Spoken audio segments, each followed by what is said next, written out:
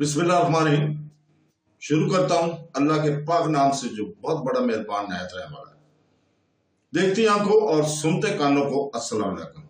बहनों, भाइयों, दोस्तों और बुजुर्गों, हम इस्लामी स्कॉलर, सूफिया कराम और इस्लामी फलसफे की मालूमाती सीरीज की वीडियोज में आज हम फरीदुद्दीन मसूद गंज शकर की स्वान याद और इनके मज़ार की तारीख को बयान कर रहे हैं।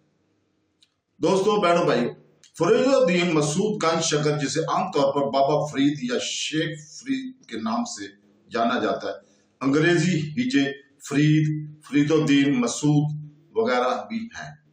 13वीं सदी के पंजाबी मुसलमान सूफिया शायर और मुबल्लिग थे। मुसलमानों, हिंदुओं और सिखों की तरफ से यकसा एहतराम किया जाता है और इस्लामी सुनहरी दौर के दौरान जनूबी एशिया के सबसे ज्यादा काबिल एहतराम मुस्लिम सूफियों में से एक हैं।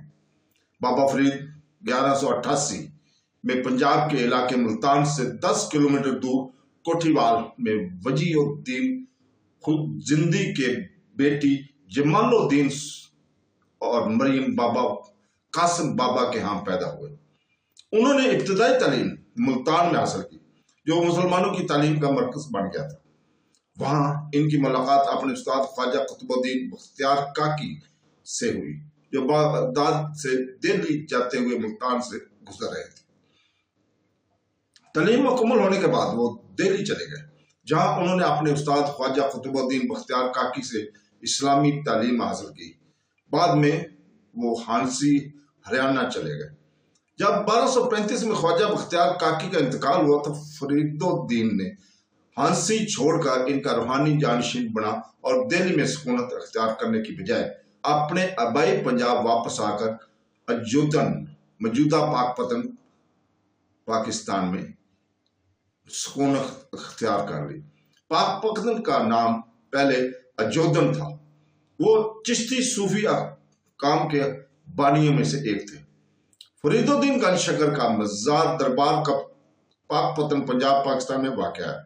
बाबा फरीद का छोटा सा मज़ार सफेद संगे मरमर से बना हुआ है, जिसकी 2 दरवाजे हैं, जिनमें से एक का रुख मशरक की तरफ है और इसे नूरी दरवाजा या रोशनी का दरवाजा कहा जाता है, और दूसरा शमाल की तरफ बहिश्त कहलाता है, दरोगा या जन्नत का दरवाजा। एक लंबा कॉरिडोर भी है। कब्र के अंदर 2 सफेद संगे मरमर वाली कब्रें वाक़या है, एक बाबा फरीद का और दूसरा इनके बड़े बेटे का। ये कब्रें हमेशा चादरों से ढकी हुई होती हैं, जैसे जिसे चादर कहते हैं। सब्ज रंग के चादर इस्लामी आयात से ढके हुए हैं और फूल जो ज़ायरीन लाते हैं। मकबरे के अंदर की जगह महदूद है। एक वक्त में 10 से ज्यादा लोग अंदर नहीं हो सकते। ख्वातीन को मकबरे के अंदर जाने की इजाजत नहीं है, लेकिन मरहुमा बेनज़ीर भुट्टो, इस वक्त की पाकिस्तान की वज़ीर आज़म, को मज़ार के मुहाफ़िज़ों ने अंदर जाने की इजाजत दी थी। जब वो मज़ार पर गई थी, एक और गैर मामूली केस मरहूम हाजी मंजूर हुसैन की अहलिया चेलम मरहूम हाजी कनीज हुसैन का था, जिन्हें कब्र के अंदर जाने की इजाजत दी गई थी और इन्हें चादर भी दी गई थी। बाबा फरीद की वफात 1266 ईस्वी में हुई और इनके इंतकाल से रूहानी रोशन ख्याल और इंसानियत की खदमत के लिए वक़्फ़ जिंदगी का खात्मा हुआ। इनकी वफात की सही तारीख अक्सर इस्लामी महीने रबीउल अव्वल की 5 या 6 तारीख को मनाई जाती है। हालांकि मुख्तलिफ रवायत और मकामी रस्म रवाज में फर्क मौजूद है। इनकी मौत ने इनके शागिर्दों के दिलों में एक गहरा खुला छोड़ा है, जो इन्हें रूहानी रहनुमा, उस्ताद और इलाही मोहब्बत का नमूना समझते थे। बाबा फरीद का मज़ार, जो लाखों अकीदतमंदों की ज़ियारतगाह है, पाकिस्तान के सूबा पंजाब के शहर पाकपतन में वाक़या है। पाकपतन सिर्फ वली के आखिरी आरामगाह नहीं है, बल्कि रूहानी सुकून और रहनुमाई के मतलाशी अफराद की मरकज भी है।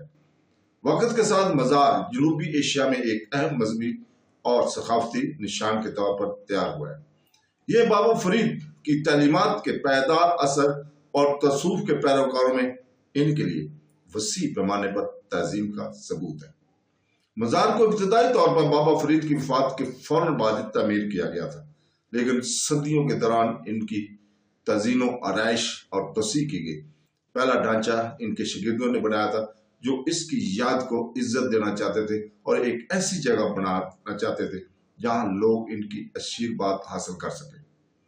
جیسے جیسے یہ مزار زیادہ نمایاں ہوتا گیا، یکے بعد دیگرے آنے والے حکمرانوں اور اعلیٰ خاندانوں نے خاص طور پر مغلوں کے بعد کے ادوار کے اس کے تصحیح اور زائش میں اہم کردار ادا کیا۔ قابل ذکر بات یہ ہے کہ مغل شہنشاہ اکبر کے دور میں مزار کو بڑھایا گیا تھا۔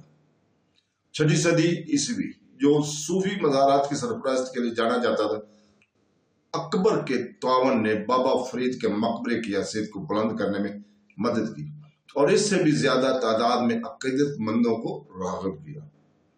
مزار کے احاطے میں ایک مسجد، ایک مقبرہ اور سرنوں کا ایک سلسلہ شامل ہے۔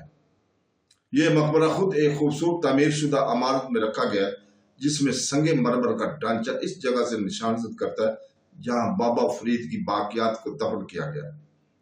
مزار میں آنے والے زائرین اکثر عبادت میں مشغول ہوتے ہیں، پھولوں کو خراج عقیدت پیش کرتے ہیں اور موم بتیاں روشن کرتے ہیں۔ مزار کے ارد گرد کا ماحول گر روانی ہے اور بہت سے زائرین کا خیال ہے کہ ان کی دعووں کا جواب بابا فرید کے شفا سے ملتا ہے۔ یہ سائٹ سالانہ مذہبی اجتماعات اور تہواروں کے لیے ایک مقام کے طور پر بھی کام کرتے ہیں، جس میں سب سے نمایاں ان کا عرس، ان کی وفات کی برسی ہے جو پورے خطے سے ہزاروں لوگوں کو اپنی طرف متوجہ کرتا ہے۔ بابا فرید کا ان لوگوں کے لیے ایک مرکزی نقطہ بنا ہوا ہے جو ان کی روحانی میراث سے جڑنا چاہتے ہیں، ایک ایسی جگہ جہاں ان کی محبت، رواداری اور بے لوث عقیدت کے پیغامات نسلوں کو متاثر کرتے رہتے ہیں۔ اس مقدس جگہ کے ذریعے بابا فرید کی تعلیمات کو زندہ رکھا جاتا ہے، اس بات کو یقینی بناتے ہوئے کہ تصوف کی ایک عظیم شخصیت کے طور پر ان کی میراث برقرار ہے۔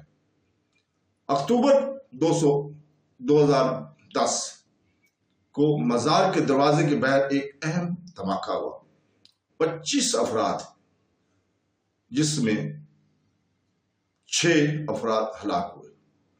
یروشلم کے عظیم پرانے مقدس شہر میں الہدی سرائے یا ہندوستانی انڈین لاج یا مزار کہلانے والی ایک جگہ ہے جہاں یہ دعویٰ کیا جاتا ہے کہ بابا فرید تقریباً 800 سال قبل 13ویں صدی کے اوائل میں کئی سال زندہ رہے۔ بابا فرید 1200 کے آس پاس یروشلم میں داخل ہوئے۔ صلاح الدین کی فوجوں نے صلیبیوں کو یروشلم میں باہر نکالنے کے ایک دہائی سے کچھ عرصہ بعد یہ جگہ اب برصغیر پاک و ہند کے لوگوں کے لیے یاتریوں کی جگہ ہے۔ دعویٰ کیا جاتا ہے کہ اس عمارت کی دیکھ بھال فی الحال 94 سالہ نگران محمد ممبر انصاری 2014 میں کر رہے ہیں۔ کوئی نہیں جانتا کہ بابا فرید کب تک اس شہر میں رہے، لیکن کافی عرصہ بعد وہ پنجاب واپس آئے تھے جہاں آخرکار وہ چشتی حکم کا سربراہ بن گئے۔ ہندوستانی مسلمان مکہ جاتے ہوئے یروشلم سے گزر رہے تھے جہاں انہوں نے نماز پڑھی تھی، وہیں سونا چاہتے تھے جہاں وہ سوئے تھے۔ آہستہ آہستہ بابا فرید کی یاد کے ارد گرد ایک مزار اور یاتریوں کا لاج انڈین ہاسپیس بن گیا۔ ان کی زندگی کے بعد کے بیانات میں کہا گیا کہ انہوں نے اپنے دن مسجد اقصی کے ارد گرد پتھر کے فرش کو جھاڑتے ہوئے گزارے یا شہر کی دیواروں کے اندر غار کی خاموشی میں روزہ رکھا۔ تو دوستو اس کے ساتھ ہی ہم آپ سے اجازت چاہتے ہیں۔ کل ہم انشاءاللہ تعالی اسی وقت اسلامی اسکالر صوفی سنت فضل احمد خان ہندوستانی صوفی استاد کی سوانح یاد کو آپ کے سامنے پیش کریں گے۔ کل تک کے لیے اجازت، اللہ حافظ۔